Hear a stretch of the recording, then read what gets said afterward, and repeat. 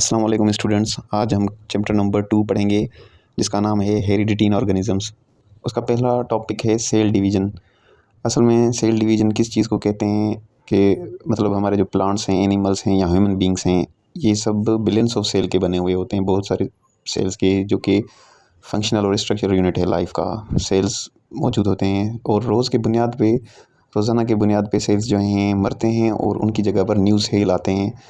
तो इस multiplication of new sales जो होती है, मतलब कुछ सेल एक्सीडेंट की वजह से या जल जाने की वजह से या जो हमें ज़रूरत होती है उसकी जगह पर जो न्यू सेल आते हैं उसको हम कहते हैं सेल डिवीज़न। उस प्रोसेस को कहते हैं सेल डिवीज़न। अच्छा, ये जो सेल डिवीज़न होती है इसमें न्यूक्लियर डिवीज़न भी होती है और साइटोप्लाज्मिक डिवीज़न भी होती है। न्यूक्लियर डिवीज़न जो हमारे सेल के अंदर न्यूक्लियस होता है उसका टूट जाना, उसको न्यूक्लियर डिवीज़न कहते हैं। और ये कहा जाता है कि ये प्रोसेस कैरियोकाइनेसिस कहलाता है। और साइटोप्लाज्म जो न्यूक्लियस के बाद जो सेल का एरिया होता है उसको साइटोप्लाज्म कहते हैं, और उसका टूट जाना उसको साइटोकाइनेसिस कहते हैं। और उसके बाद न्यूक्लियस जो है हेरिडिटी मटेरियल कंटेन करता है। न्यूक्लियस के अंदर क्रोमोसोम्स मौजूद होते हैं जो कि डिवाइड होते हैं न्यू सेल्स में। तो जो सेल डिवाइड होने जा रहा होता है उसको पेरेंट सेल कहते हैं। उसकी जगह पर जो नए 2 सेल बनते हैं, एक सेल से 2 सेल बनते हैं, तो उसको हम डॉटर सेल कहते हैं। तो सेल डिवीज़न से पहले जो हमारा सेल है वो जाता है पहले फेज़ में, जिसको हम इंटरफेज़ कहते हैं। इसमें क्या होता है कि क्रोमोसोम्स जो हैं डुप्लीकेट होते हैं पेरेंट सेल से। सेल डिवीज़न 2 मेन प्रोसेसेस से होती है। एक प्रोसेस को कहते हैं माइटोसिस और दूसरा प्रोसेस होता है उसको कहते हैं मियोसिस। माइटोसिस में क्या होता है कि बॉडी सेल्स जो होते हैं डिवाइड होते हैं ग्रोथ के लिए, रिपेयरिंग के लिए और डेवलपमेंट के लिए। इसका मतलब है कि एक छोटा बच्चा है वो जैसे बड़ा इंसान बनता है, बड़ा आदमी बनता है एज के साथ, तो ये माइटोसिस के अमल से उसके बॉडी में जो है ज़्यादा सेल आते हैं और वो बड़ा होता है। रिपेयरिंग का मतलब होता है कि उसको चोट लग जाए या उसका जो हाथ जल जाए तो उसकी जल जाने वाले सेल की जगह जो दूसरे सेल आते हैं जो ठीक होते हैं, तो उसको हम वो माइटोसिस के अमल के थ्रू होते हैं। और डेवलपमेंट का मतलब होता है जो हम बॉडी में जिम वगैरह करते हैं और जो नए सेल बनाते हैं तो बॉडी भरती जाती है, तो वो भी माइटोसिस का अमल होता है जिसके ज़रिए हम वो बनाते हैं। मियासिस जो है वो सेक्स सेल्स जब डिवाइड होते हैं और गेमेट्स जिसमें बन जाते हैं इस रिप्रोडक्शन के दौरान, तो वो मियोसिस का अमल होता है, उसके थ्रू होते हैं। तो सबसे पहले माइटोसिस के बारे में पढ़ेंगे। माइटोसिस क्या होता है? माइटोसिस जो है कि टेक्स प्लेस इन सोमेटिक और vegetative cells is a normal process of growth and development. वो सेम ही वही बात है कि ग्रोथ और डेवलपमेंट के लिए यूज़ होते हैं। पेरेंट सेल जो हैं इसमें क्या माइटोसिस के अमल में जो पेरेंट सेल है वो डिवाइडेड होता है 2 डॉटर सेल्स में। एक सेल से 2 सेल बन जाते हैं माइटोसिस में with exact number of chromosomes. इसमें जो नंबर ऑफ क्रोमोसोम्स होते हैं वो सेम होते हैं, which are the barrier of the heredity characteristics.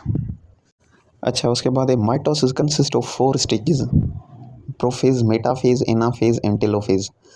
Prophase is the first stage when chromatin become thickened, shortened and become visible under a microscope called chromosomes. Prophase stage हमारी first stage है जिसमें क्या होता है, chromatin material जो chromosomes का material होता है वो शो होना स्टार्ट हो जाता है माइक्रोस्कोप के थ्रू। उसको हम क्रोमोसोम कहते हैं। प्रोफेज में मतलब वो शो होना स्टार्ट हो जाता है कि इसके अंदर क्रोमोसोम मौजूद है और ये तैयार है। During metaphase chromosomes get attached to spindle fibres found by the 2 centrioles. इसमें क्या होता है, क्रोमोसोम्स जो होते हैं वो सीधा मेटाफेज प्लेट के ऊपर आ जाते हैं सीधा लाइन में, और इसमें जो ये स्पिंडल फाइबर निकल रहे हैं, धागे नुमा रेशे, ये सेंट्रियोल इनको खींचेंगे। ये अब क्रोमोसोम्स के साथ अटैच होंगे और ये निकले हुए हैं सेंट्रियोल से, ये जो छोटे छोटे आपको दिख रहे हैं। तो अब इन एनाफेज, अब थर्ड स्टेज एनाफेज में क्या होता है कि contraction of spindle fibre takes place resulting the chromosomes to move toward the opposite poles of the cells. Anaphase में क्या होता है कि स्पिंडल फाइबर जो हैं वो खींचते हैं क्रोमोसोम्स को अपोजिट पोल्स की तरफ। एक जो है सेंट्रियोल इस साइड खींचेगा ऊपर और दूसरा नीचे, एक दूसरे को तोड़ने की कोशिश करते हैं एनाफेज के स्टेज में। टेलोफेज एक ऐसी स्टेज है जहाँ पर साइटोकाइनेसिस होती है। साइटोकाइनेसिस का मतलब होता है कि ये जो साइटोप्लाज्म है ये टूट जाएगा दोनों का और 2 नए सेल बन जाएंगे टेलोफेज की स्टेज में with the same number of chromosomes. इसका मतलब ये हुआ कि माइटोसिस में एक पेरेंट सेल, जो माइटोसिस का पूरा अमल हुआ उसके बाद 2 डॉटर सेल बन गए माइटोसिस के जैसे with same number of chromosomes. उसके बाद आता है मियोसिस। मियोसिस में क्या होता है कि डॉटर सेल्स जो हैं वो प्रोड्यूस होते हैं half the number of chromosomes. मतलब इसमें जो है क्रोमोसोम्स तकसीम हो जाते हैं। माइटोसिस में तकसीम नहीं होते, मियोसिस में तकसीम हो जाते हैं।